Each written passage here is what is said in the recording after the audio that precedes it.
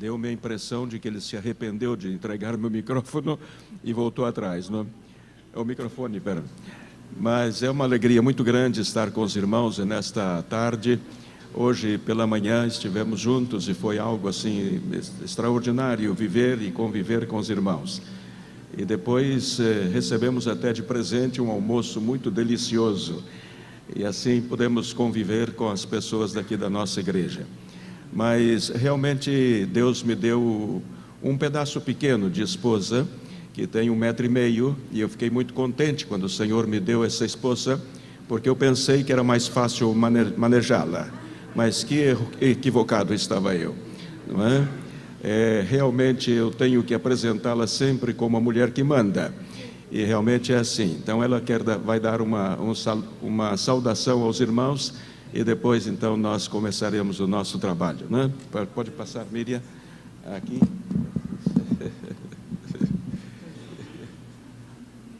Graça e paz, meus irmãos. É uma alegria muito grande estar convosco nesta noite. Já estivemos pela manhã, foi muito bom, muito agradável. E também estar aqui diante dos irmãos, com a casa cheia. Isso é um desafio para nós, não é? E quero dizer aos irmãos que somos muito agradecidos ao nosso Deus, porque Ele nos convocou para fazer a obra dele. E fazem como mais de 40 anos que nós estamos empenhados em fazer a obra missionária. E hoje alguém perguntando para mim como é que foi, como que aconteceu, como foi a chamada. E a coisa mais bonita que aconteceu é que quando nós nos conhecemos, pastor Elton e eu já tinha o desejo de ser uma missionária, estava estudando para isso, e ele estava procurando uma missionária.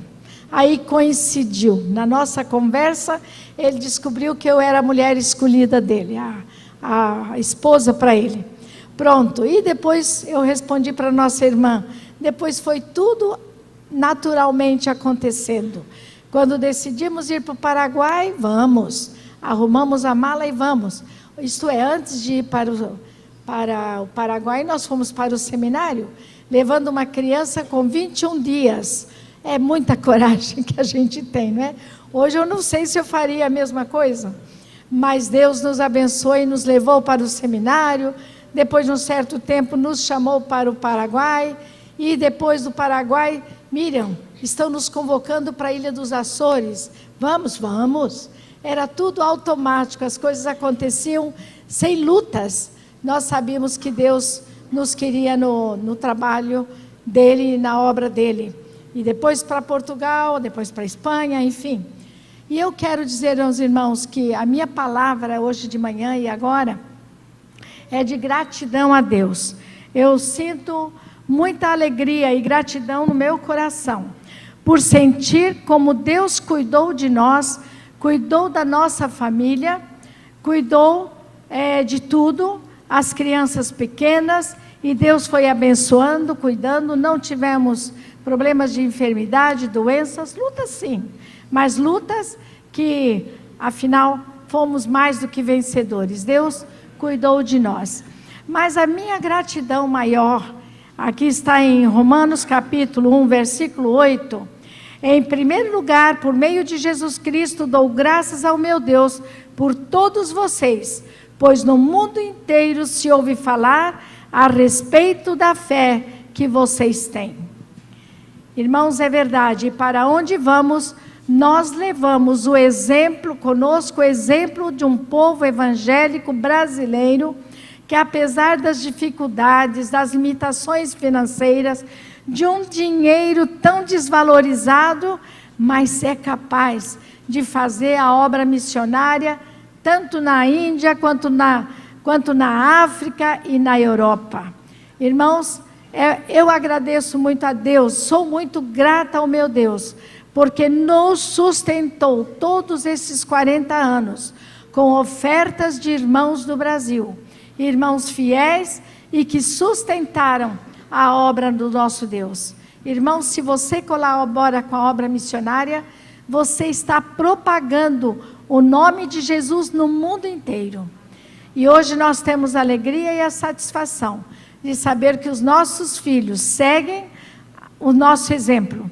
Nós temos um filho missionário em Moçambique, outro lá em Cabo Verde, na África, outro filho que agora nos substitui em Sevilha, lá na Espanha, e a nossa filha, que é uma ministra de música, cuidando da música de uma igreja lá nos Estados Unidos.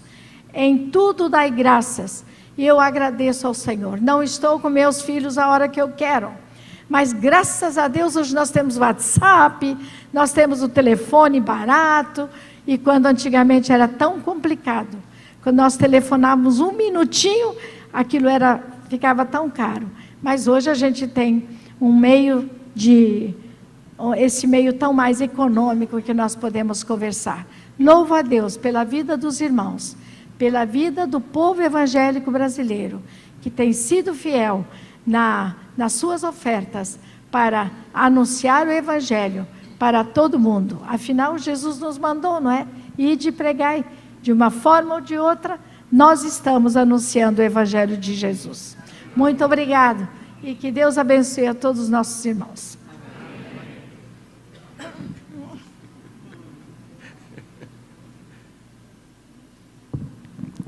Era só uma palavrinha, hein? Mas a verdade é que hoje pela manhã estávamos conversando sobre isto e Deus nos deu o privilégio de viver um tempo muito oportuno na nossa vida, nos anos 60, 64, e foi ali que aprendemos a orar e a andar de joelhos no chão e boca no pó.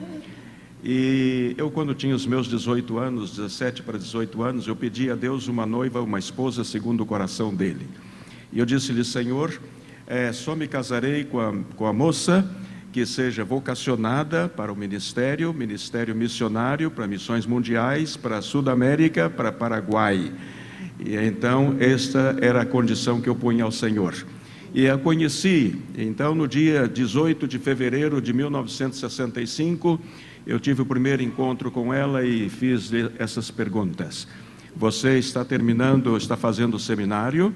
O que você pretende fazer depois do seminário? Ela disse: eu vou me apresentar para missões. Eu falei: mas que missões? Regionais, locais, nacionais ou mundiais? Ela disse: eu vou para missões mundiais. Eu disse: mas para que região do mundo? Ela disse: eu quero ficar aqui para Latinoamérica, não é? Sudamérica. E então eu disse para ela: mas para que país? Ela disse: eu vou ficar aqui pelo Uruguai, Paraguai, etc. Eu disse: é essa aí. Aí eu comprei para mim, não é? Eu disse-lhe assim: quando que nós podemos sair para conversarmos um pouco nós os dois? Aí ela disse assim: a sua tia não morreu hoje? Então vamos no cemitério amanhã. Então nosso primeiro passeio foi no cemitério, não é? E ali aprendemos a gerar vidas, não é? A gerar vidas. Isso já faz 18 de fevereiro de 1965, 53 anos. Estamos casados há um pouco mais de 50 anos. E 49 anos no ministério, juntos, lado a lado, desfrutando da presença do Senhor Jesus. Aprendemos a apaixonar-nos loucamente por Jesus.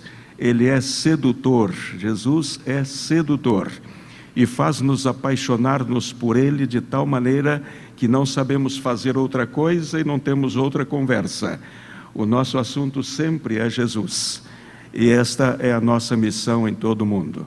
Houve momentos, nós temos 4 filhos, 9 netos, a nossa neta maior já é pastora também nos Estados Unidos, e estamos esperando os nossos bisnetos.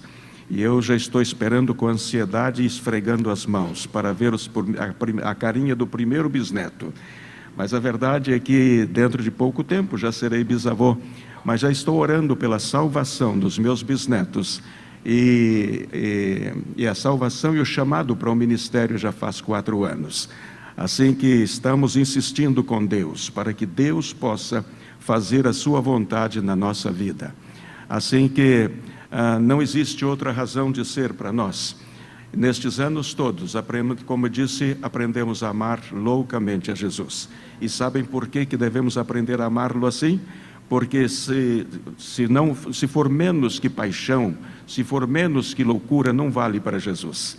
Nós seremos instrumentalizados por Ele como fonte de bênção, de inspiração, de ajuda, de socorro, de apoio às pessoas que estão ao nosso redor, se aprendemos a amá-lo com loucura, porque menos que loucura não vale para Jesus.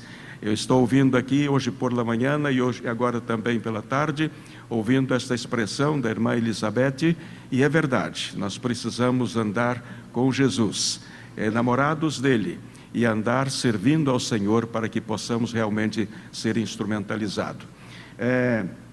A minha filha me disse algumas vezes já: papai, depois que você se tornou velho, você virou um contador de histórias. E eu disse para ela: minha filha, o bom é chegar à idade que eu cheguei e ter histórias para contar. Lamentável seria se eu chegasse à idade em que cheguei e não tivesse histórias para contar. É por isso que estou com cerca de 200 histórias catalogadas para contar. E hoje não vou contar somente as 200, estou pensando já em adir alguma coisa mais. Assim que os irmãos estejam comodamente sentados, bem dispostos, para escutar um pouco das nossas histórias.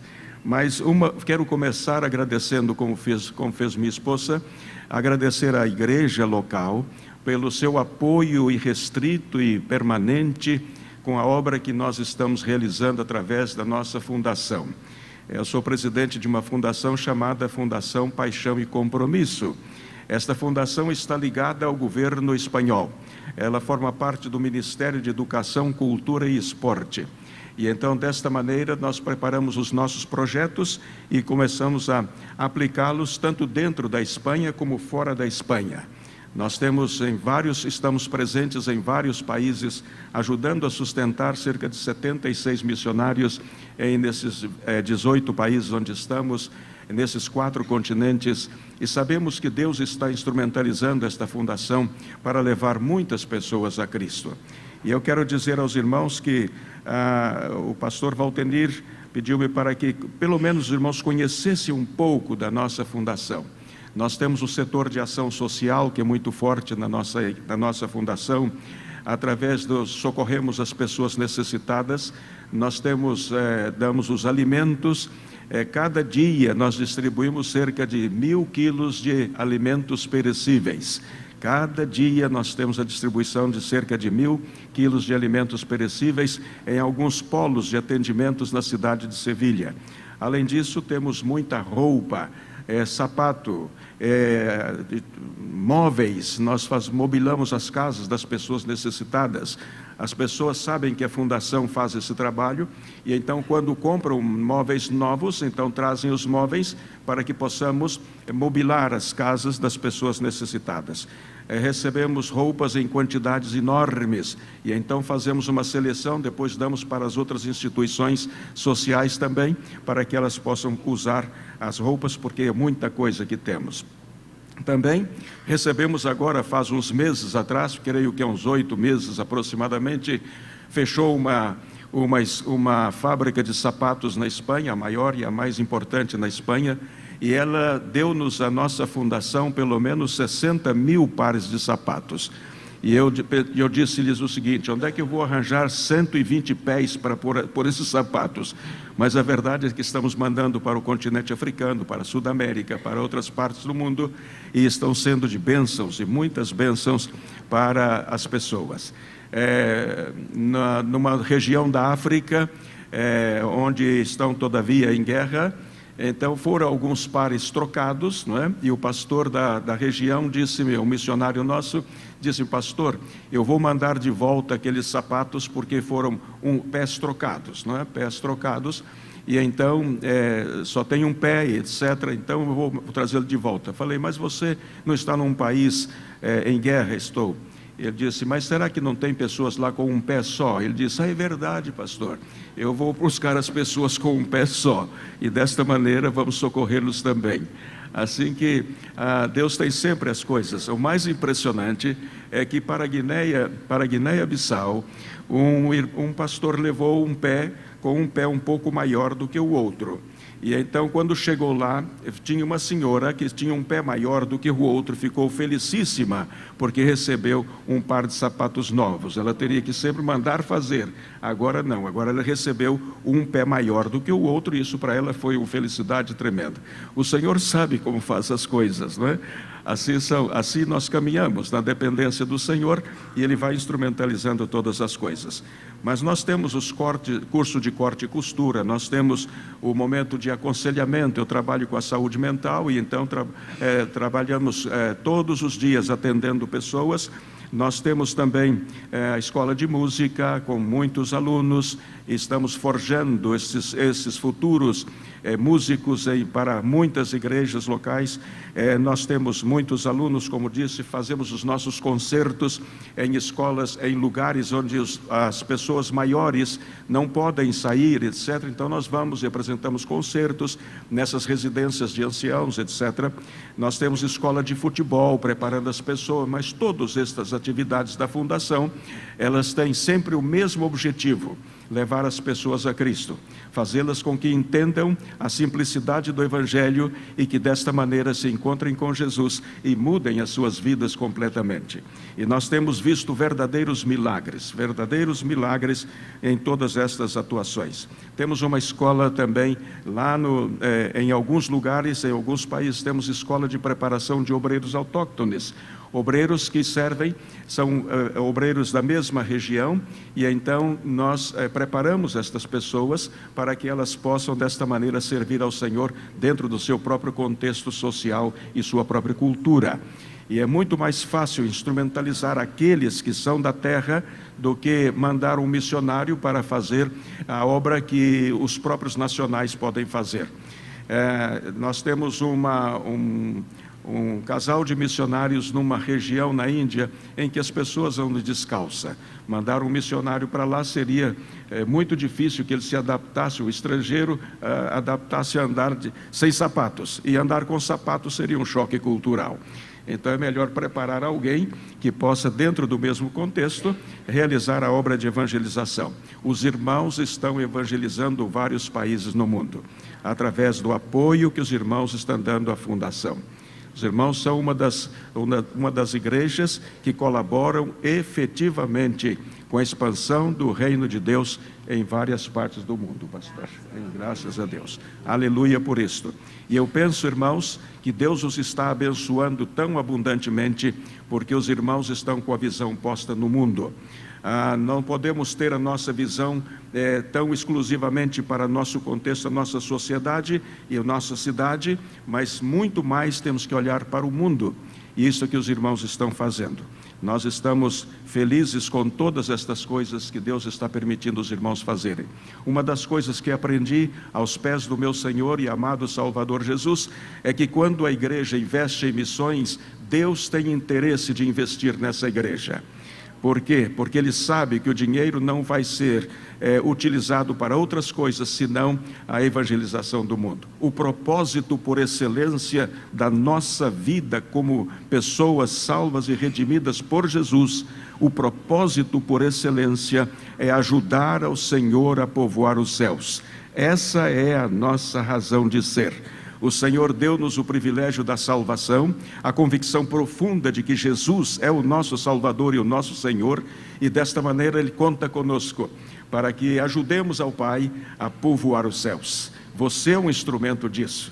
Cada vez que você leva alguém a Cristo, cada vez que uma pessoa aceita Jesus por sua instrumentalidade, você está colaborando com o projeto mais excelente que brotou no coração de Deus, e fê-lo mandar o seu filho como missionário, e como missionário Jesus fez a sua parte e encarregou-nos a nós a responsabilidade de ir por todo o mundo e pregar o Evangelho.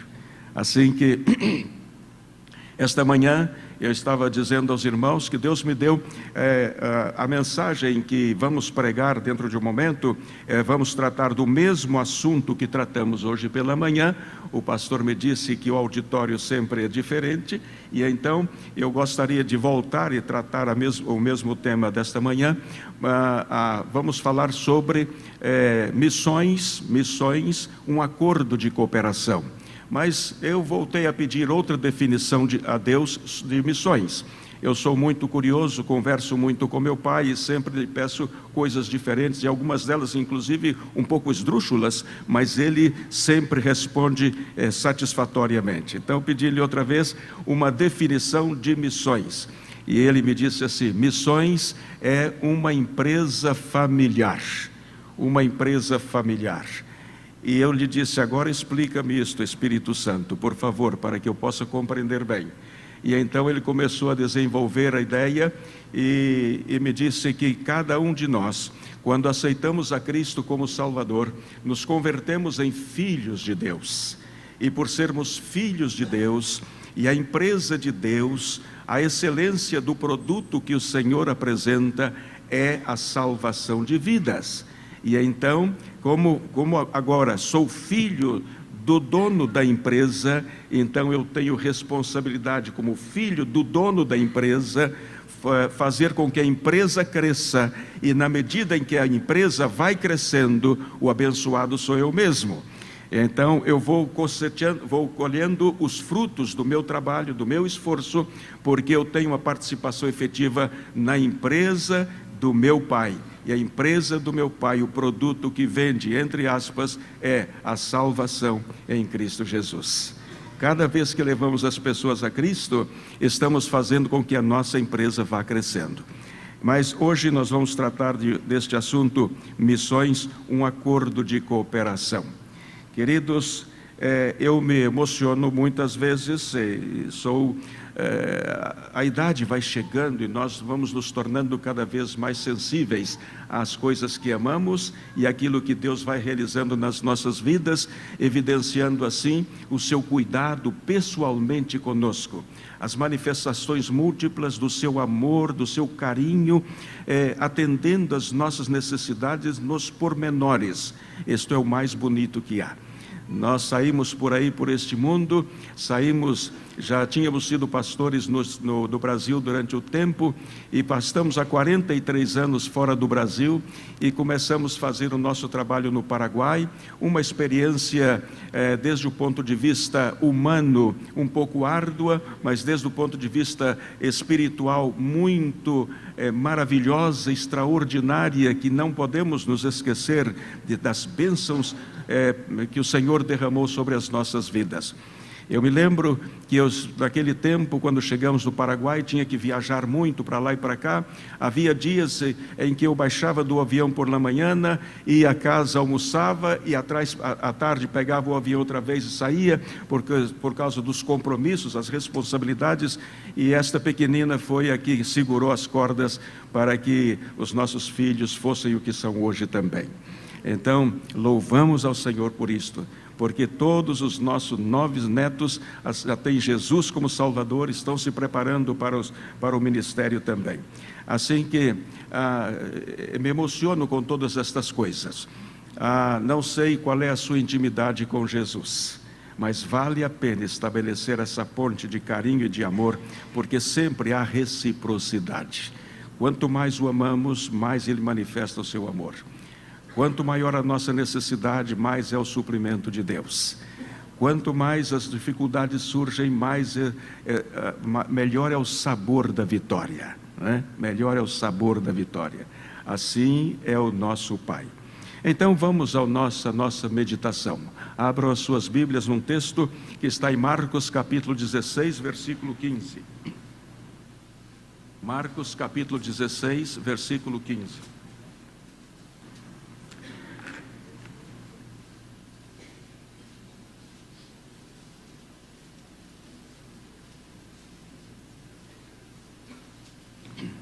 O que disse Marcos capítulo 16, versículo 15? A ver, que disse?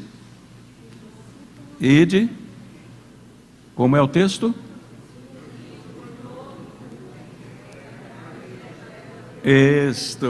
Ide por todo o mundo e pregai o evangelho a toda criatura. Ide por todo o mundo, esta é a expressão do Senhor.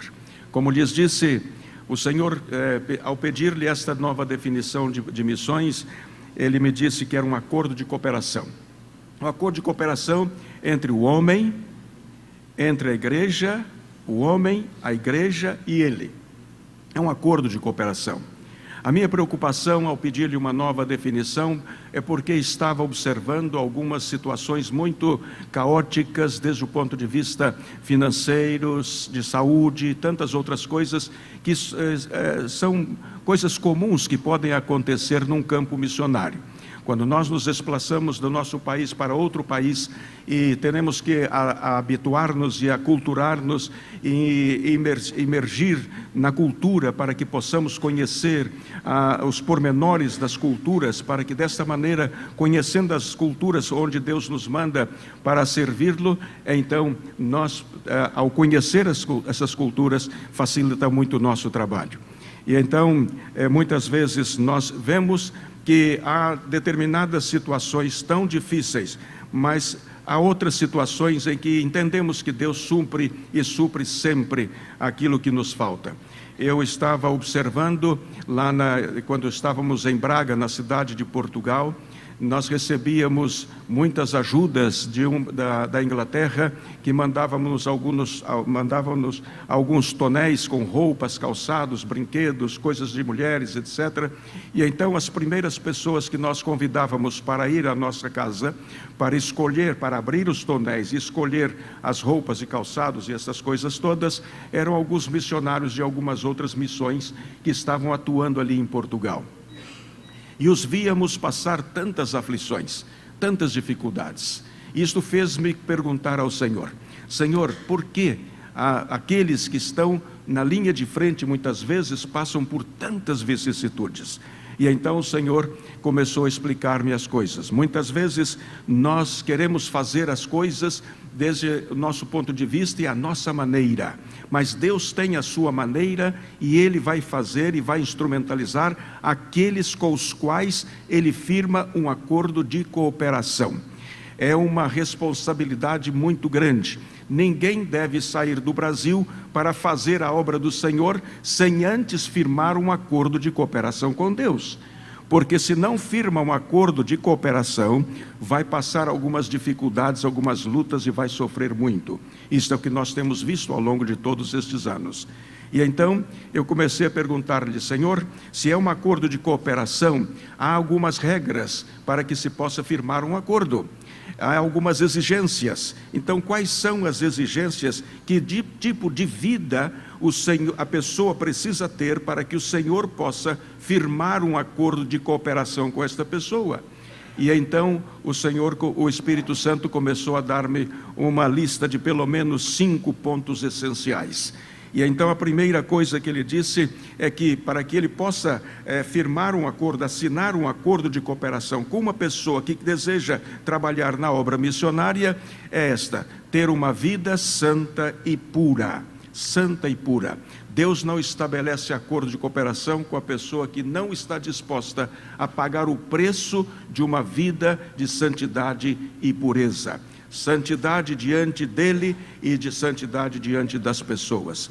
Nós precisamos refletir nas nossas palavras, nas nossas ações, nos nossos semblantes, em todos os sentidos, refletir a pessoa de Jesus e buscar uma vida de compromisso real e genuíno com Ele, para que Ele seja honrado através de nós, através das nossas palavras e ações de vida. Uma vida santa e pura. E diz a palavra de Deus em 1 de Pedro, capítulo 1,16, o seguinte: como é santo aquele que vos chamou, sede vós também santos em todo o vosso procedimento, porquanto está escrito: sereis santos, porque eu sou santo. Para Deus não há um nível mais baixo ou mais baixo do que a santidade. Se você quer ser instrumento nas mãos do Senhor, é preciso andar a par e par com Ele e estar servindo-o de tal maneira que você possa refletir a santidade de Deus nas suas próprias ações e reações. Santidade, diz o Senhor. E algumas pessoas muitas vezes nos dizem: este parece que quer ser santo, mas não é que parece, não, é preciso ser santo. A vida cristã exige isto da nossa parte. Mas, pastor, nós vivemos num contexto social em que há corrupção, que há mentira, que há engano. Se não enganamos, não conseguimos triunfar. Se não mentimos, não conseguimos chegar onde nós queremos chegar. Esse é o contexto do mundo, mas não é o contexto do reino de Deus. Não é o contexto dos filhos de Deus. Não é o contexto em que nós estamos inseridos. Então, neste caso, a exigência de Deus é real. Vida santa e pura. Sede santos, porque eu sou santo. E quando nós buscamos estabelecer esta relação de intimidade com o Senhor, muitas vezes somos criticados e algumas vezes ouvimos essas expressões: este quer ser santo, santinho. Mas não é que quer, não, precisa ser santo. Porque esse é o projeto de Deus para a nossa vida. Viver num contexto de tanta corrupção, maldade, mentiras e enganos, mas viver de uma maneira que Deus seja honrado por nós e através de nós. Jesus viveu no tempo em que havia tanta corrupção, tanta maldade, mas ele viveu santa e puramente. Ele chamou os seus apóstolos e fê-los entender que a santidade era um dos objetivos por excelência da vida cristã. E então, desta maneira, eles puderam conturbar o mundo, diz a palavra, não é? Estes que transtornam o mundo chegaram até nós, mas transtornavam o mundo com a sua vida de comunhão com o Senhor, e as pessoas podiam ver refletidas nas suas vidas, nas suas palavras, a pessoa de Jesus. Então, o primeiro ponto para que uma pessoa possa firmar um acordo de cooperação com Deus é uma vida santa. Em segundo lugar, segundo aquilo que o Espírito me disse, uma vida dedicada à oração. A oração é imprescindível, é a nossa conversação com o nosso Pai. E não podemos fazer outra coisa senão estar atentos à nossa conversação com o Pai. Nós temos alguém que anda conosco para todos os lados. A Bíblia diz que o nosso corpo é o templo do Espírito Santo.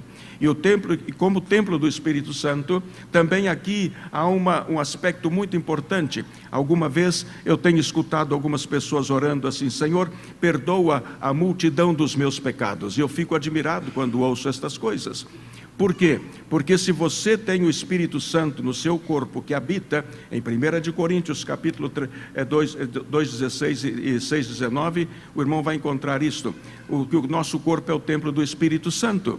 E então, se você comete o primeiro pecado, se você pisa no risco a primeira vez, o Espírito Santo que habita no seu corpo, ele vai começar a conversar e a dizer-lhe: você errou, você se equivocou, você pisou no risco, volte atrás, arrependa-se. E então ele não lhe vai deixar em paz enquanto você não pedir perdão. Mas suponhamos que você se deixe cauterizar, suponhamos que você não dê atenção à voz do Espírito Santo e comete outro pecado, e então o Espírito outra vez começa a trabalhar, e você jamais, se você é filho de Deus realmente e está susceptível à voz do Espírito Santo, você jamais chegará a ter uma multidão de pecados, porque cada pecado ele não lhe vai deixar em paz. E ele vai fazer com que você se arrependa. Assim trabalha o Espírito Santo na nossa vida. A verdade é que uma vida dedicada à oração. E a oração é conversação com Deus. Mas uma conversa tão envolvente, uma conversa tão real, tão genuína, que faz-nos entender tudo aquilo que Ele quer que nós pratiquemos. É impressionante. A oração é conversação com Deus. E é uma conversação real.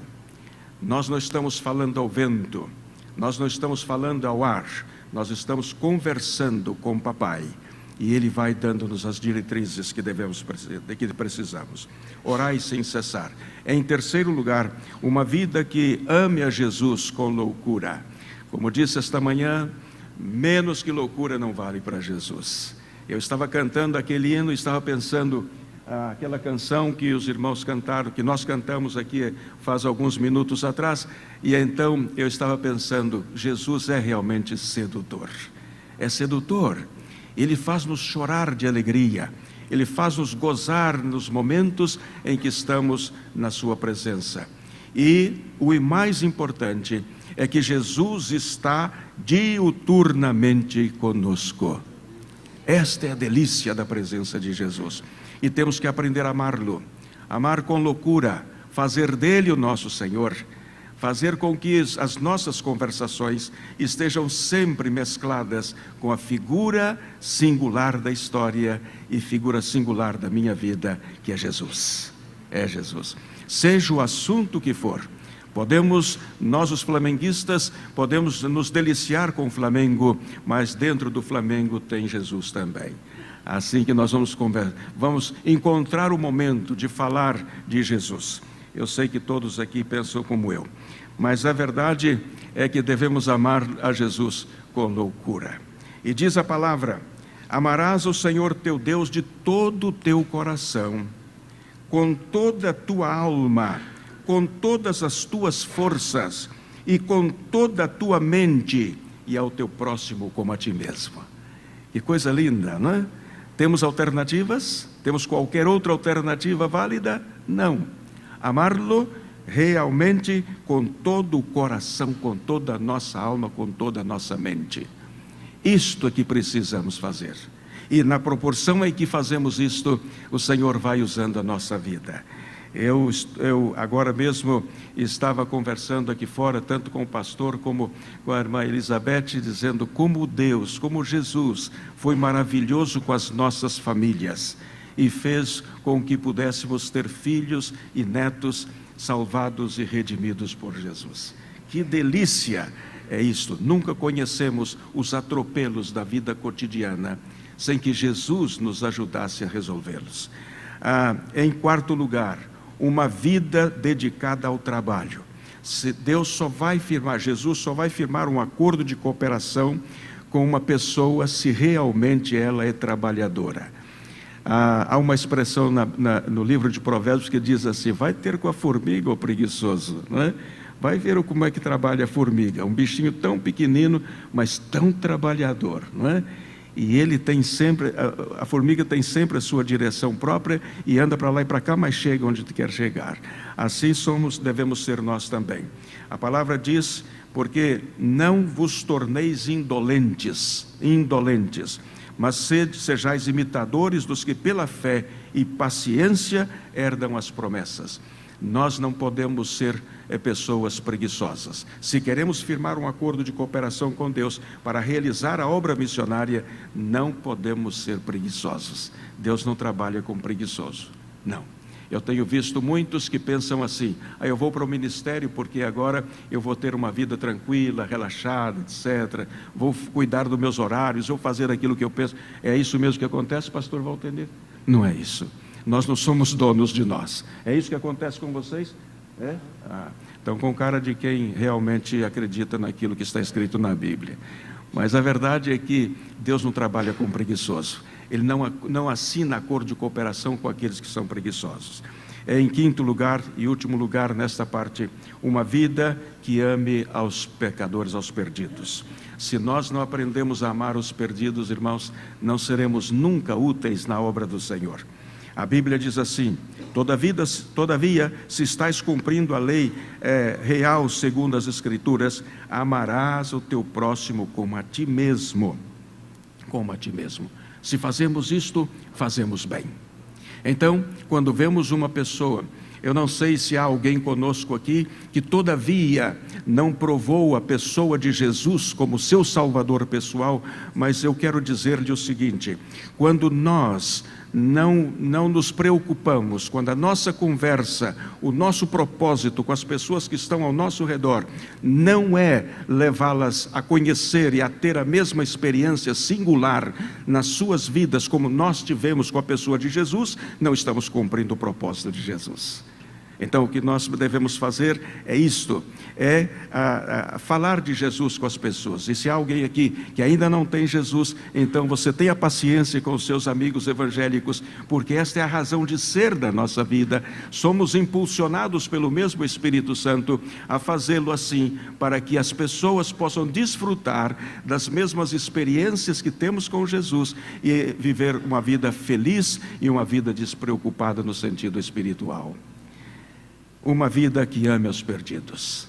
Devemos apaixonar-nos por aqueles que não têm Jesus e fazê-los entender a simplicidade do Evangelho e desta maneira cheguei a conhecê-lo.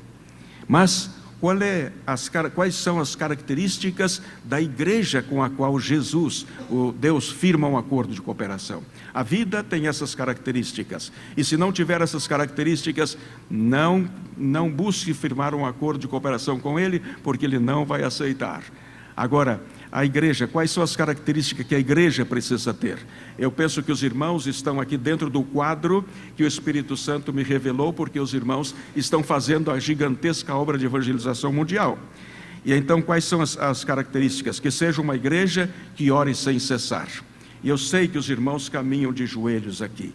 E sabem por que eu sei? Porque eu conheço a história desta igreja, eu sei quando meu primo chegou aqui, eu sei o esforço que ele foi fazendo e como Deus foi usando a sua vida e fazendo inclusive depois tornar-se o pastor para que pudesse arrebanhar as almas e fazê-las entender o amor de Jesus. Eu conheço a história. E então, conhecendo a história, eu sei que os irmãos aprenderam a amar, a orar e a orar incessantemente. Nós somos mais que vencedores quando nós estamos de joelhos. Quando estamos de joelhos diante de Deus. Você quer ser um homem mais que vencedor? Quer ser uma mulher de vitória em vitória?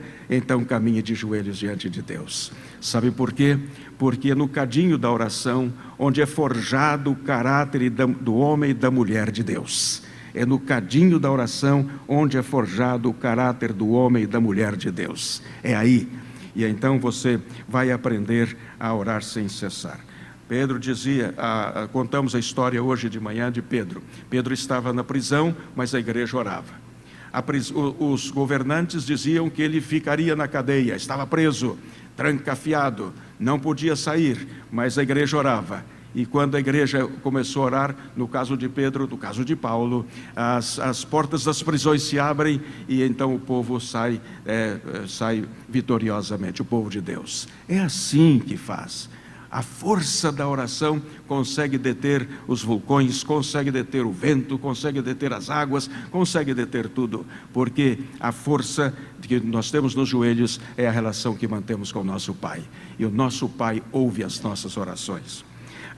Uma igreja que tenha também, viva em unidade. Se quer firmar um acordo de cooperação, tem que viver em unidade. E diz o texto bíblico, eu neles e tu em mim, para que eles sejam perfeitos em unidade, a fim de que o mundo conheça que tu me enviaste e que os amastes a eles, assim como me amaste a mim. Aí está a expressão de Jesus. Em terceiro lugar, e rapidamente, porque já noto que o relógio nesta igreja anda mais depressa do que o meu relógio do pulso, então temos que andar rápido. Mas a verdade é, uma igreja que esteja debaixo da unção do Espírito Santo. Aqui é outro aspecto fundamental. Andar debaixo do Espírito. Diz a palavra de Deus, o Senhor Jesus dizendo, mas recebereis poder, ao descer sobre vós o Espírito Santo, e ser-me-eis testemunhas, tanto em Jerusalém, como em toda a Judeia e Samaria, e até o confim das terras, os confins da terra. Recebereis o poder do Espírito Santo. Há poder nas nossas palavras, há poder na nossa vida. Não dizemos isto com orgulho de nenhuma maneira. Dizemos isto com simplicidade e humildade, porque este poder não vem de nós. É o Espírito Santo, através de nós, exercendo o seu poder. E é isso que Ele quer, que sejamos apenas canais de bênçãos para as demais vidas. Então, a igreja precisa estar debaixo da unção do Espírito Santo. Eu trouxe esses pensamentos alinhavados para que não me olvide de tudo aquilo que desejo falar aos irmãos. Em quarto lugar, uma igreja que pregue a palavra, Muitas vezes estamos encontrando os púlpitos por aí, espalhados por todas as partes da terra. Há púlpitos que se preocupam muito mais com a psicologia, com a sociologia, com tantas outras logias que existem por aí, mas não se preocupam com a palavra de Deus. Aqui o lugar de falar, de conversar é sobre a palavra, a vida daqueles que realmente honram o Senhor. A Bíblia tem que ser o nosso livro de fé e prática. É isto que nós devemos entender. Pregar a palavra, anunciar, porque a palavra de Deus é viva e eficaz. é viva e eficaz. Enquanto eu estou falando aqui, quem está fazendo o trabalho realmente de convencimento no coração de todos nós é o Espírito Santo, é a palavra de Deus, é a palavra de Deus. Eu sou apenas a boca que vou dizendo aquilo que Ele vai pondo na minha mente, mas na verdade é Ele que está fazendo todas as coisas. A palavra de Deus é viva e eficaz, e mais penetrante do que espada alguma de 2 gumes, e penetra até a divisão da alma e do espírito, das juntas e medulas, e é apta para discernir os pensamentos e intenções do coração. É a palavra de Deus. Este é o livro por excelência, é a nossa regra que temos de conduta. Prega a palavra, diz o apóstolo Paulo ao seu filho Timoteu. Prega a palavra. Ele disse: insta a tempo e fora de tempo, admoesta, repreenda, exorta com toda longanimidade e ensino. Prega a palavra. A igreja daqui prega a palavra, não é mesmo? Prega a palavra. Aleluia por isto. Em quinto lugar, uma igreja que ande no temor do Senhor. Assim, pois, a igreja em toda a Judéia e Galiléia e Samaria tinha paz, sendo edificada e andando no temor do Senhor, e pelo auxílio do Espírito Santo se multiplicava. Os irmãos começaram aqui um grupo pequenino, não é, pastor? Um grupo pequenino, certamente com um grupito de 2, 3, 4, 5 pessoas. E hoje os irmãos estão com esta congregação, um auditório de manhã, outro auditório à noite. Os irmãos têm necessidade de construir um templo urgentemente, isso também é verdade, mas não o façam suntuosamente, porque quando os irmãos forem arrebatados, quem vai desfrutar do futuro templo vai ser a besta. Então não lhe deem conforto, por favor, não lhe deem conforto à besta. Façam coisas sencillas, simples, onde o povo possa adorar ao Senhor.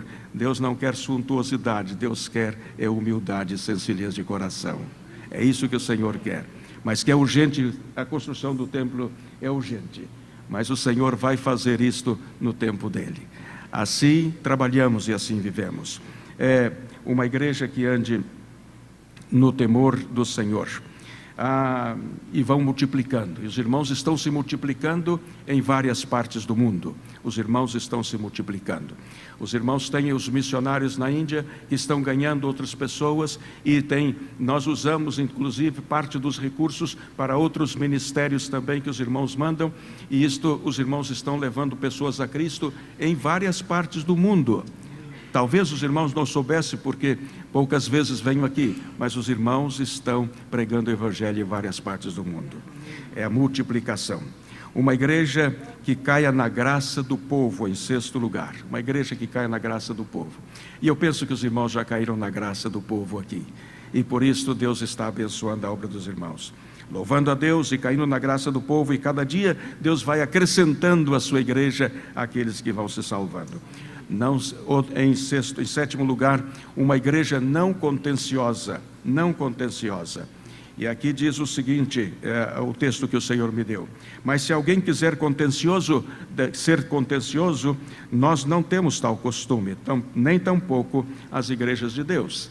A igreja não é lugar para peleias, para brigas, para confrontações, não é lugar disto. Aqui é o lugar onde o Espírito Santo domina e dirige em tudo, porque Ele dá a cada um de nós aquela evidência necessária para cumprir a sua vontade. Não contenciosa. Em oitavo e último lugar, uma igreja que se goza com os frutos. Eu sei que os irmãos, quando chegam aqui e veem o santuário assim tão bonito, se sentem felizes, se sentem gozosos, porque veem que Deus está abençoando a igreja.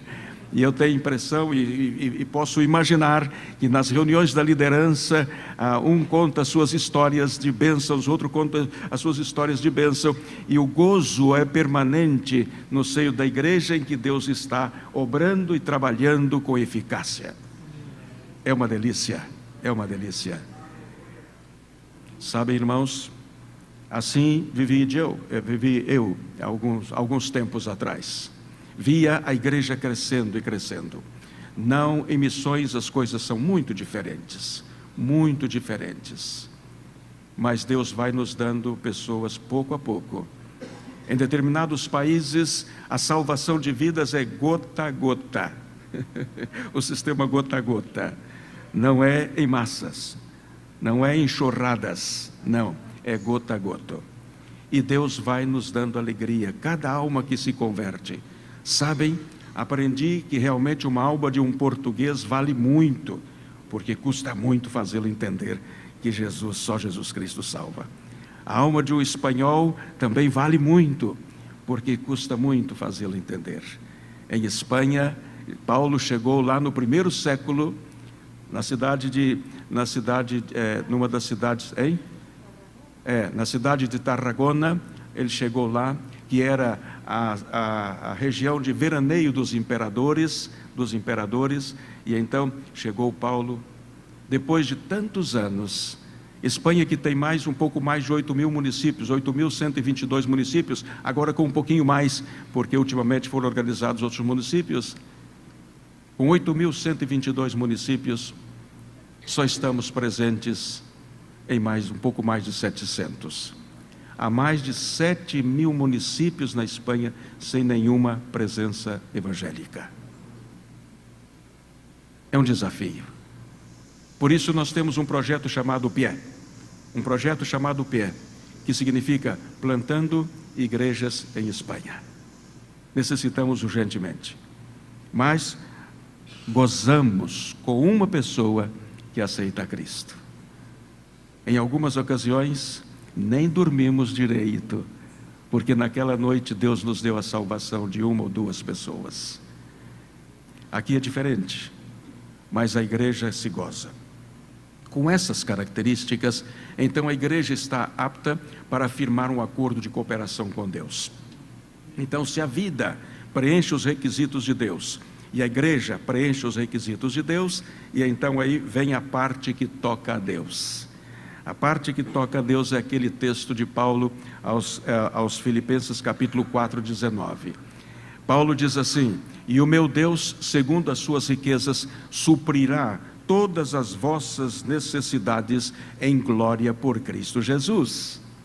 Se você firma um acordo de cooperação com Deus, você pode sair do Brasil para qualquer parte do mundo ou ficar dentro do Brasil e Deus vai suprir as suas necessidades. Ele não falha no acordo de cooperação que ele firma. Deus não falha. Ele não falha, por exemplo, com a saúde física. Nós temos um desgaste físico quando temos que viajar, caminhar muitos quilômetros a pé, temos que andar de bicicleta, temos que andar de moto, temos que fazer uma porção de coisas, e isto há desgastes físicos, mas o Senhor renova as nossas forças a cada momento. É uma coisa extraordinária.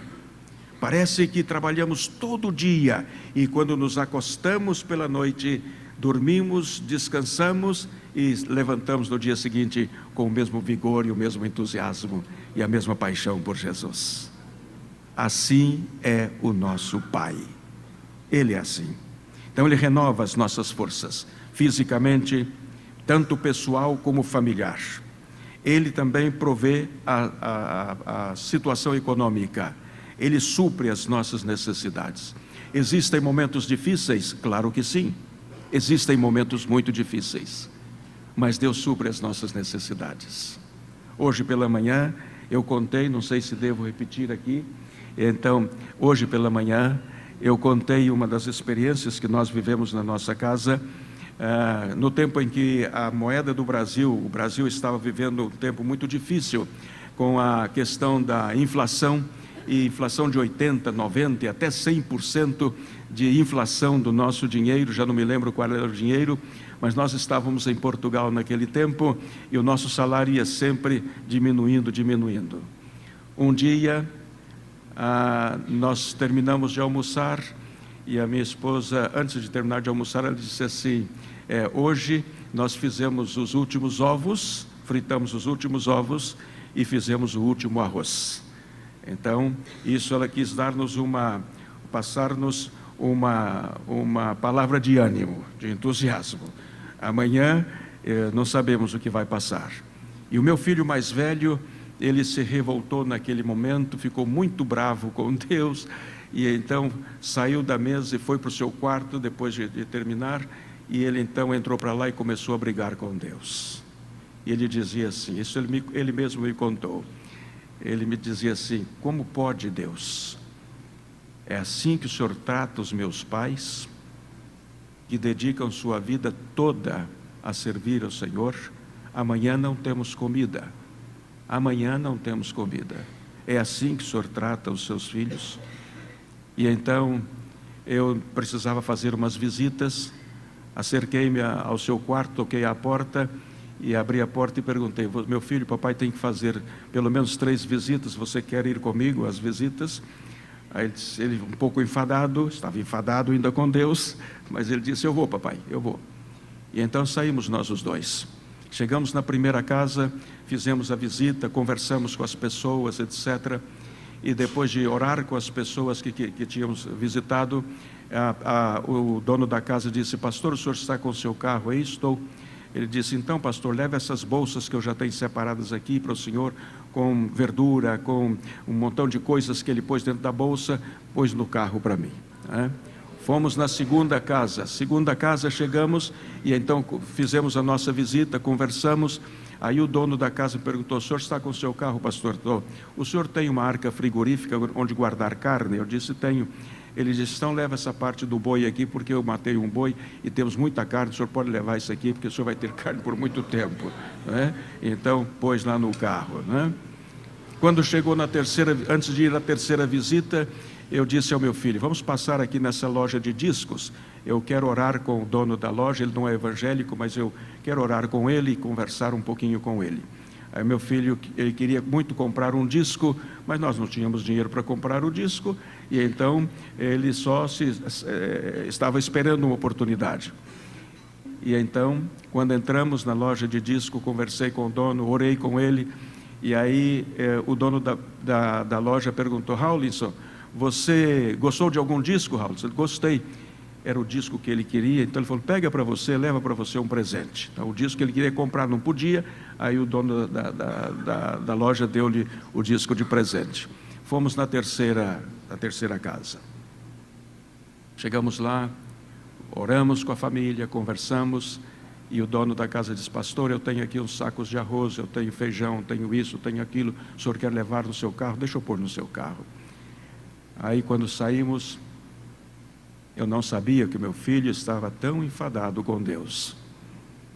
Eu disse: meu filho, como Deus é bom, Ele supre as nossas necessidades em glória por Cristo Jesus.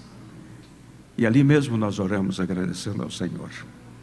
Essa foi a lição prática que Deus deu ao meu filho mais velho. Os irmãos conhecem o pastor Raulinson. O meu filho mais velho aprendeu uma lição prática num dia que aparentemente as portas estavam fechadas e que pelo menos imaginávamos o dia de manhã sem alimento para comer. Mas Deus não faz isto. Deus não faz isso com seus filhos. Ele supre as nossas necessidades em glória por Cristo Jesus. O Senhor nos dá capacidade de ajuste ao contexto para onde Ele nos manda. Quando fomos para o Paraguai, eu precisava muito mesmo de um meio de transporte e orei mais ou menos 1 ano pedindo ao Senhor um meio de transporte para agilizar um pouco mais o trabalho. Eu tenho muito entusiasmo por tudo que eu faço e então eu queria trabalhar mais, fazer mais. Finalmente, depois de mais ou menos 1 ano, um pouco mais de 1 ano, pedindo ao Senhor um meio de transporte, Ele me deu uma bicicleta Monarch. Que coisa maravilhosa foi a bicicleta. Para mim me parecia a última bicicleta moderna daquele tempo, a Monarch. E então com essa bicicleta, aí nós começamos a progredir um pouco mais. Então minha esposa sentava atrás, segurando o meu filho, que hoje está no Cabo Verde, como missionário, no colo. Depois ela sentada com o menor no colo, eu pegava a bicicleta, o outro que está em Moçambique hoje está sentado no cano da bicicleta. Então saíamos os 4 para fazer visitas, enquanto os outros 2 estavam na escola. Mas esse que sentava na frente, ele tinha o cabelo comprido, e ele gostava muito de um ventinho na cara, assim, quando o vento soprava, que o cabelinho dele esvoaçava.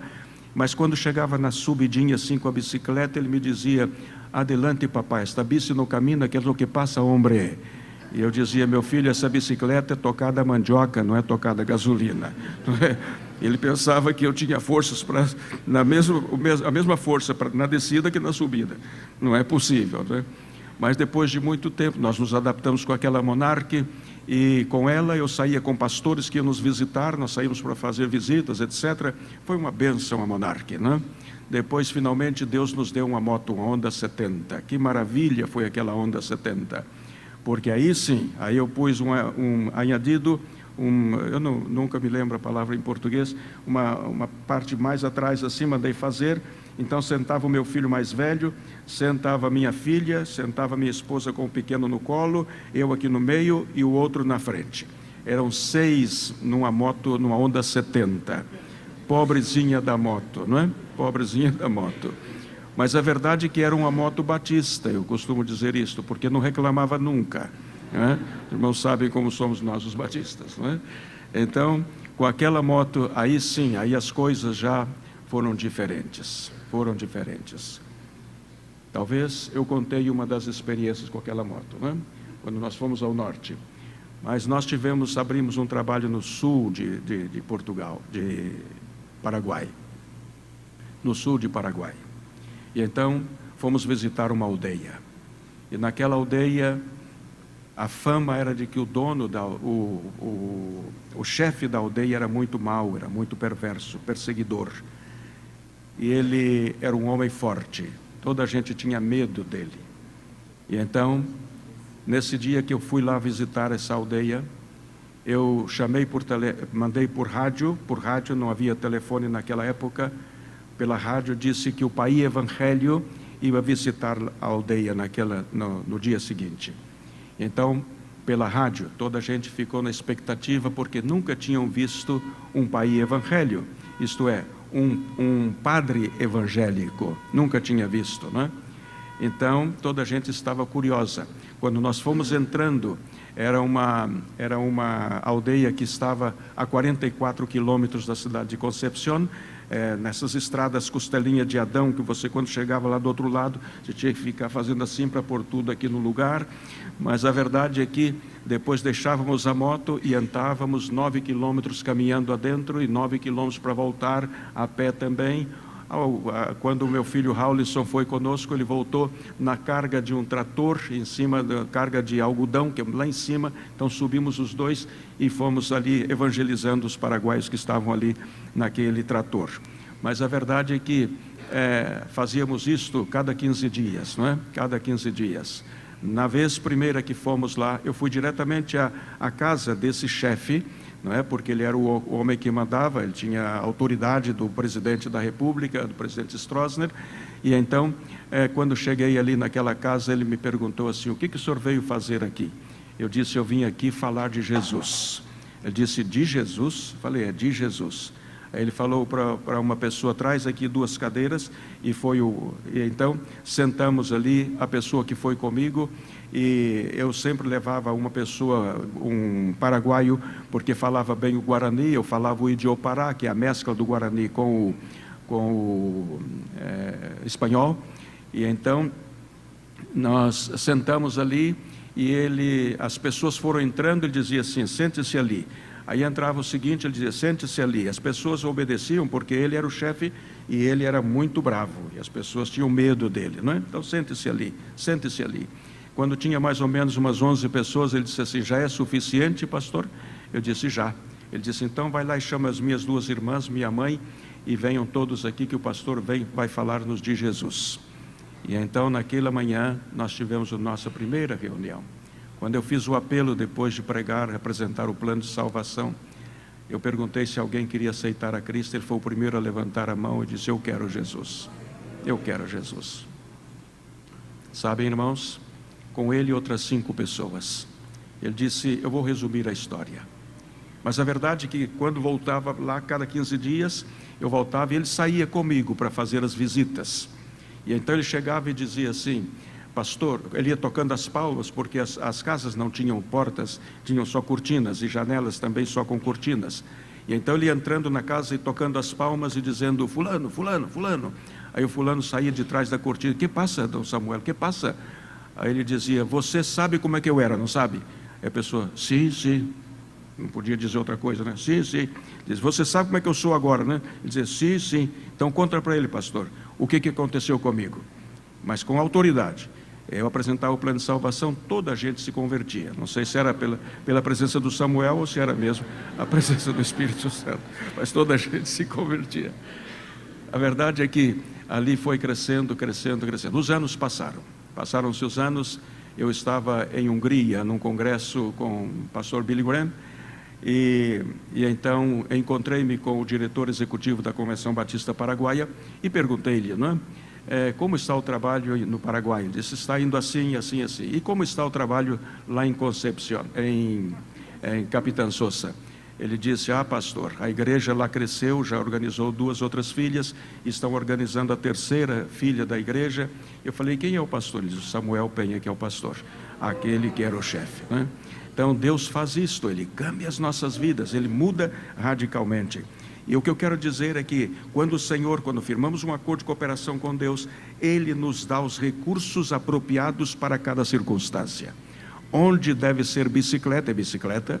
Onde deve ser moto, é moto. Onde deve ser cavalo, é cavalo. Onde deve ser carro, é carro. Hoje nós temos lá os nossos carros, são 3 carros que temos, um da minha esposa, outro meu, mas temos um só para os visitantes, aqueles que vão visitar. Então nós temos um carro disponível para aqueles que estão visitando a nossa igreja, que são do Brasil ou de outro país qualquer, para que eles possam sair e fazer as suas visitas. Deus faz as coisas segundo as circunstâncias onde estamos inseridos. Assim são as coisas, né? Então Deus faz todas estas coisas. Eu tenho aprendido, como disse aos irmãos, que a igreja que investe em missões, Deus tem interesse em investir nesta igreja. A vida que investe em missões, Deus tem interesse em investir nessa vida.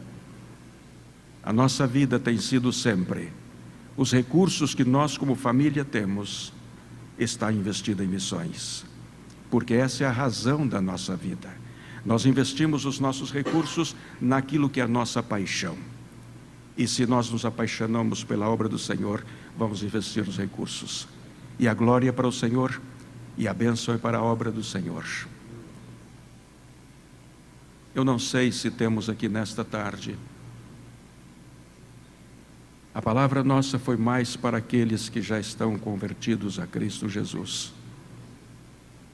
Que aceitem o desafio de missões mundiais, missões regionais, locais, regionais, nacionais e mundiais. Mas quem sabe nesta noite pode haver alguém aqui que ainda não tem uma experiência genuína com Jesus, que ainda não provou desfrutar de todas as delícias que Jesus proporciona à nossa vida. E eu gostaria neste momento de dar uma oportunidade a estas pessoas, para que não saiam daqui, pelo menos tendo uma oportunidade de dizer a Jesus, aquele que amamos entranhavelmente, que mudou a nossa vida, o rumo da nossa existência, queremos que Ele faça o mesmo consigo, sem dizer-lhe, Senhor Jesus, eu te aceito como meu Salvador pessoal. Eu vou pedir à igreja para que curve as suas cabeças e orem neste momento. E eu gostaria neste momento de orar também. Eu vou orar neste momento e vou pedir ao Senhor pela sua vida. Se você quer e sente que é interessante ter uma experiência com Jesus e quer fazer dele o seu Salvador e o seu Senhor, e quer sair daqui renovado, com uma experiência singular na sua vida, porque assim é Jesus, então você repete comigo a oração que eu vou fazer. Mas eu vou pedir-lhe para repeti-la em silêncio, aí no seu banco. O vizinho do seu lado não precisa ouvir a sua oração. Mas se você orar comigo, repetindo a oração que eu vou fazer, eu vou pedir para você depois levantar as suas mãos, porque eu quero orar pela sua vida. Eu quero pedir a Deus pela sua vida. Se você convida Jesus como seu Salvador. Então, se você vai orar comigo e repete a oração comigo, depois eu quero pedir a você para que levante a sua mão, eu quero orar pela sua vida. Eu creio no poder de Deus. Eu creio no poder de Jesus, de transformação. Experimente a Cristo na sua vida e você vai ver a delícia que é andar com Jesus. Vamos orar? Curvem as suas cabeças, fechem os seus olhos e orem comigo, aqueles que ainda não fizeram essa decisão por Cristo. Repita comigo. Querido Deus, neste momento,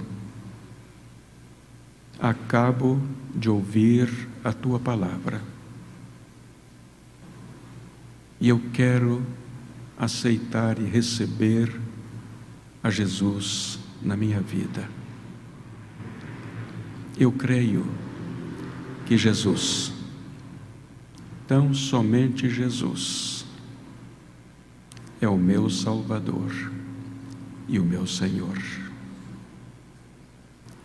Querido Espírito Santo, obrigado, porque neste momento, Tu, que és Deus com o Pai e com o Filho, acabas de convencer-me do pecado, da justiça e do juízo, e eu creio em Jesus como meu Salvador pessoal.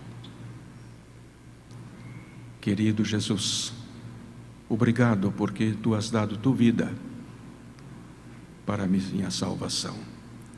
E eu creio que Tu és o meu Salvador e o meu Senhor. Pai, por favor, que o meu nome esteja escrito no livro da vida, porque eu creio que Jesus, tão somente Jesus, é o meu Salvador. Enquanto todos estão assim, com as suas mentes, com suas cabeças curvadas diante de Deus, seus olhos fechados, eu gostaria de saber, aqueles que oraram comigo neste momento, levante a sua mão, eu quero orar pela sua vida. Aqueles que oraram comigo, alguém orou comigo neste momento, convidando a Jesus para entrar na sua vida, levante a sua mão. Graças a Deus pela sua vida. Alguém mais fez isto? Graças a Deus pela sua vida. Graças a Deus. Alguém mais orou comigo neste momento, convidando a Jesus para entrar na sua vida? Levante a sua mão, eu quero orar pela sua vida. Amém pela sua vida. Amém. Amém. Por você também lá no fundo. Graças a Deus. Eu vou pedir a essas pessoas para que fiquem de pé onde estão, porque vejo que estão com crianças, etc. Pode ficar de pé aí atrás mesmo, e eu vou orar pelas suas vidas, vocês que oraram comigo neste momento. Santo, santo, santo eres Tu, Pai. E neste momento quero dizer-te, Pai, obrigado. Muito obrigado por estas vidas preciosas para Ti e preciosas para nós outros também. Graças, Senhor, porque Tu eres assim. Tu és um Pai maravilhoso. Nos dás o privilégio de encontrar-nos com Jesus e formar parte da Tua família. Obrigado, Senhor, muito obrigado. E que Tu possas abençoar estas vidas.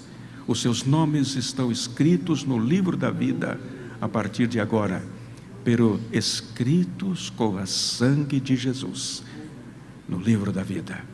Obrigado, Senhor. Abençoa-os, guarda-os, protege-os, em o nome de Jesus. Amém, Senhor. Amém. Esses que estão ao lado, por favor, conversem com eles aí daqui a pouco, vale? Cuidem deles, estas pessoas todas.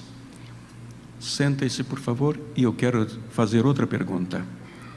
Nós necessitamos muito de homens e mulheres na frente missionária, mas precisamos muito. Não faz muito tempo, eu estive pregando no sul de Portugal, e um pastor se me acercou e me disse: Pastor Rangel, por favor, ele chegou chorando, me disse: Pastor Rangel, procure, encontre no Brasil obreiros que possam vir para ajudar-nos aqui no sul de Portugal, por favor. Nós precisamos, eu tenho 4 igrejas que eu estou cuidando, eu não consigo fazer isto, e nós precisamos de pelo menos 3 pastores para vir ajudar-nos aqui no sul de Portugal. Eu gostaria de fazer um apelo agora. Se você quer aceitar este desafio e quer entregar a sua vida nas mãos do Senhor, para que o Senhor possa usar a sua vida lá em Portugal, ou na Espanha, ou na África, ou na Ásia, onde nós temos obreiros. Eu gostaria que você orasse comigo também. Então nós vamos fechar os olhos outra vez. E se você quer aceitar esse desafio de preparar-se para ser obreiro, para ser pastor, então eu vou pedir para você, para que você repita comigo a oração também. Porque nós estamos precisando, Deus precisa da sua vida. E o melhor investimento que nós fazemos é na obra do Senhor. Ofereça-se a Jesus e Ele vai usar a sua vida. Algumas pessoas podem dizer como Isaías: eis-me aqui, envia-me a mim. Mas outros têm que mudar o verbo.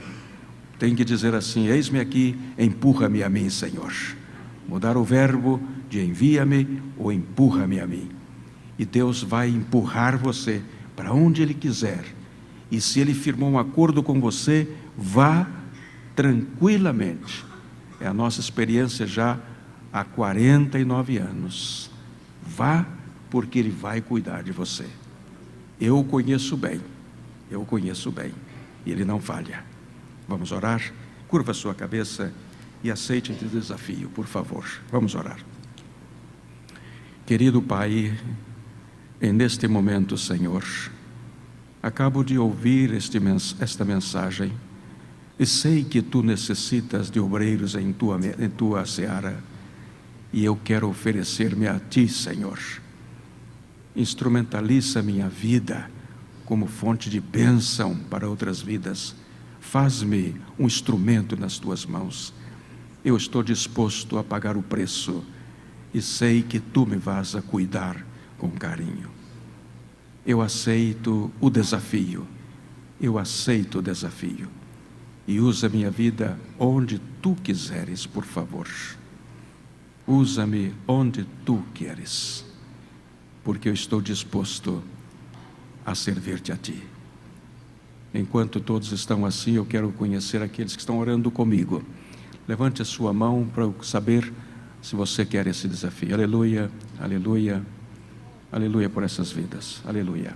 Eu vou pedir a todos estes, passem aqui à frente, e vou pedir àqueles também que aceitaram a Jesus, venham aqui à frente com eles, e eu vou pedir para orar por vocês. O pastor Valtenir, e vamos orar juntos. Podem passar aqui à frente e Deus vai abençoá-los. Venham aqui à frente, eu quero orar com vocês.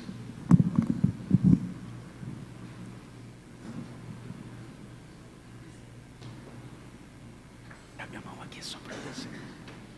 Aí, obrigado. Tudo bem, Deus abençoe. Deus abençoe, querido. Deus abençoe, querido. Deus abençoe, amor. Deus abençoe. Meu bem, passa aqui, vem, Elizabeth, vem, pastor. Deus abençoe, querido. Coisa linda. Que tal, mamãe? Vem, Deus abençoe, filho. Deus abençoe. Vamos orar.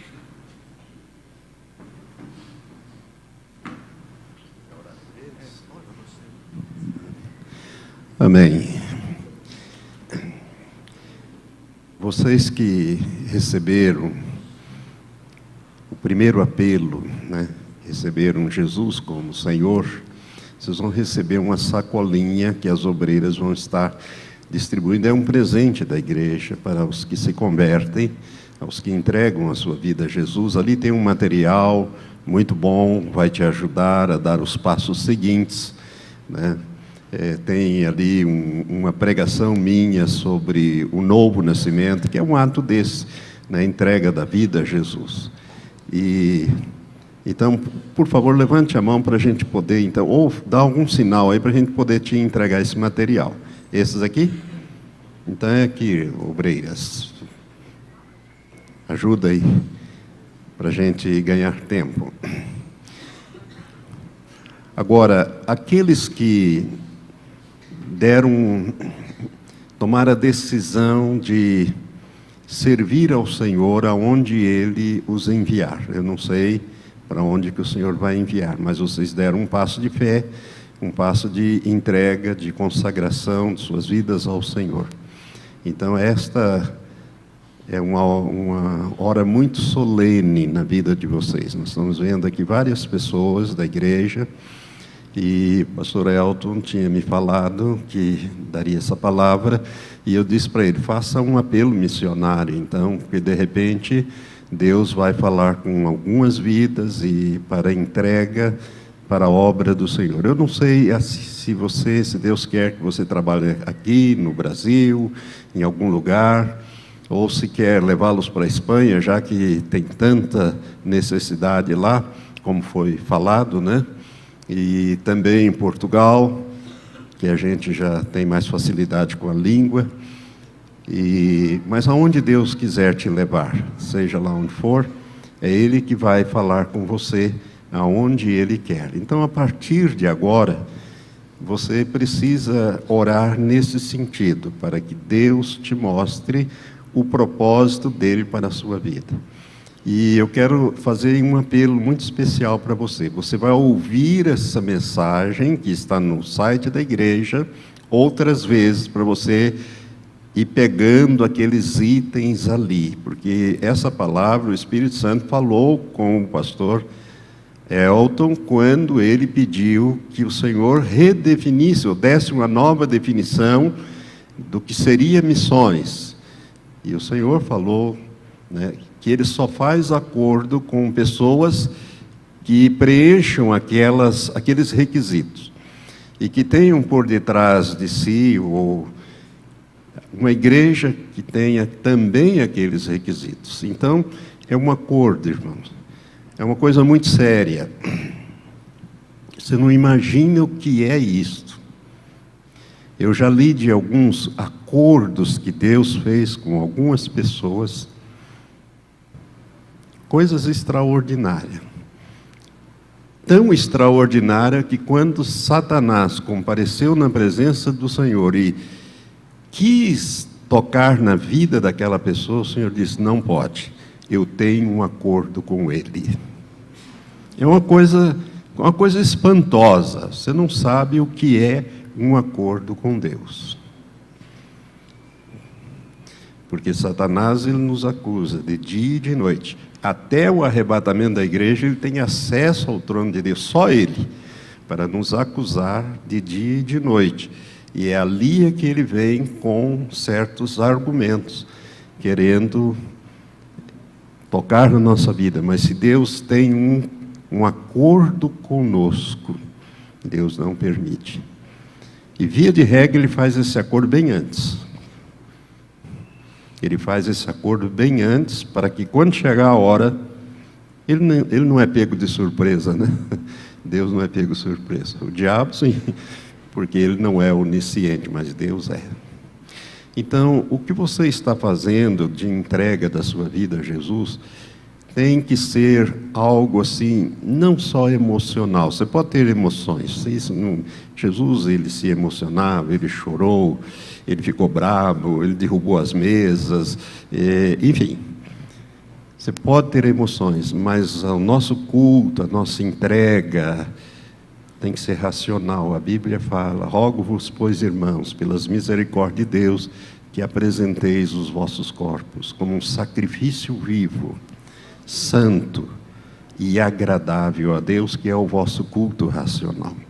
Então, uma entrega consciente. Eu sei o que eu estou fazendo, né? Eu senti o toque do Espírito Santo me chamando. Eis-me aqui. Não tem muito tempo. Eu não sei nem se o Senhor te mandar para fora, se você vai voltar a essa pátria.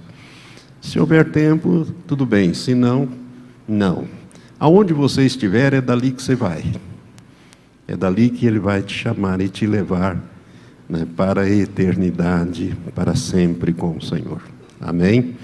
Então, a estes irmãos, eu queria pedir um favor. Vocês depois vão com aquele casal, o pastor Matias e a Anne, e eu queria que você desse o seu nome, o seu telefone, deixasse alguma coisa para nós voltarmos a contactar com você, porque é uma decisão muito importante que você tomou nesta noite. Se você a fez conscientemente, o Senhor vai fazer um acordo com você. Mas para fazer o acordo, Ele vai precisar que você preencha certos requisitos para que Ele possa, então, fazer esse acordo com você. É um acordo de cooperação, foi isso que o Espírito Santo te falou, né? O pastor Elton veio pregar, ele falou, o Espírito Santo me deu esta mensagem, me deu esse conteúdo, me deu essa orientação. Então, você está recebendo algo que vem da parte do Senhor, de alguém que é qualificado pela sua experiência de vida, pelo seu ministério, pelo seu testemunho, ele e a esposa, para levar você a fazer uma decisão assim. Então, é algo muito importante que vocês fizeram. Você que entregou sua vida para Jesus, essa é a decisão mais importante ainda. É a primeira e mais importante decisão que nós tomamos, que é de entregar as nossas vidas ao Senhor. E depois de consagrá-la no altar, para que Deus nos envie, ou nos empurre, né, conforme o pastor Elton falou também. Eis-me aqui, envie-me ou empurre-me, né, ou a mim mesmo para a tua obra. Amém? Vocês estão entendendo bem o que aconteceu com vocês?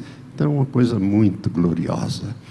E nada melhor do que o próprio anunciador dessas boas novas para orar agora por você, né? Eu vou concordar com ele, mas eu quero pedir que o pastor Elton te abençoe. E nós, pastores, vamos estender nossas mãos em direção a você enquanto ele ora. A igreja, vamos se colocar em pé.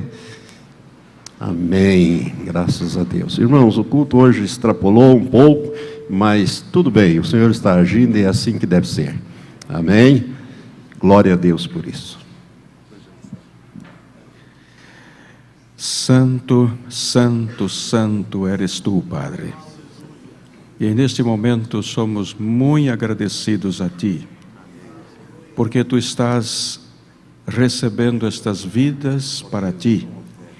Obrigado, Senhor Deus, porque Tu vais a cuidar de cada um em particular.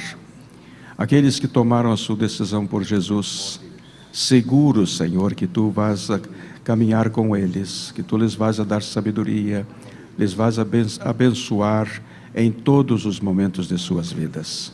Seus nomes estão escritos no livro da vida, e glórias a Ti, Senhor.